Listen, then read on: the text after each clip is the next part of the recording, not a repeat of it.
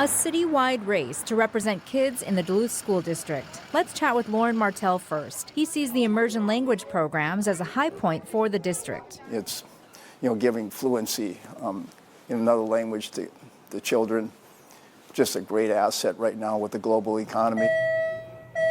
Career and tech ed is also something he'd like to focus on, but he is concerned about finances and the pressure people are under with property taxes. He wants to rebuild the trust broken, he says, due to the RED plan. They always say they're moving forward, and it's good to move forward in some ways, but the future is built on the past, and I think that they should acknowledge more what happened.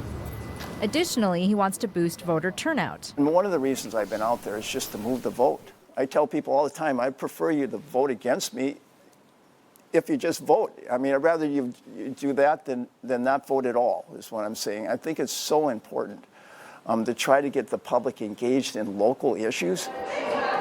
Another frequent flyer for school board and a former school board member is Harry Welty. People know who I am. They know that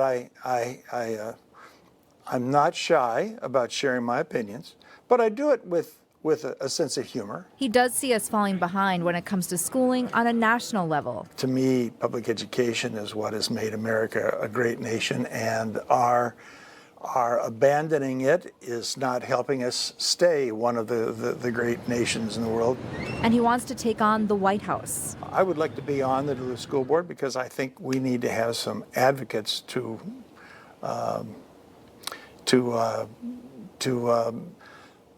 have some blowback against the president's very damaging rhetoric about schools and education. Now to the incumbents. Amber Sadowski is wrapping up her first term and is proud of what's taken place. We've been really prioritizing our community partnerships over the last 4 years.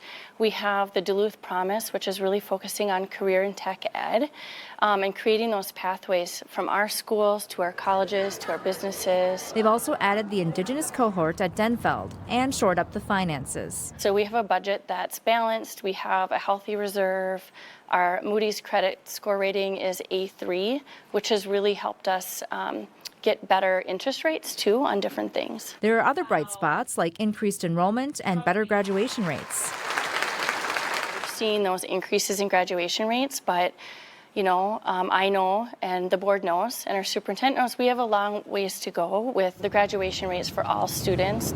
She's been hitting the campaign trail with several other candidates, including Kelly Durick Eder. One thing I always appreciate about our community is how much they love and want to invest in our kids and in public education. She's been on the board since 2019 and is proud of some changes made in the schedule. We have restructured the school day for Duluth Public Schools all the way from kindergarten up to seniors, and we've done that based on the research to show us how a school day should be structured so that kids have that opportunity to do the learning that they need to do and also to get that connection with kids. Which was made possible due to the referendum that passed. She added that comes with responsibility. And we are sticking to making sure we deliver those promises.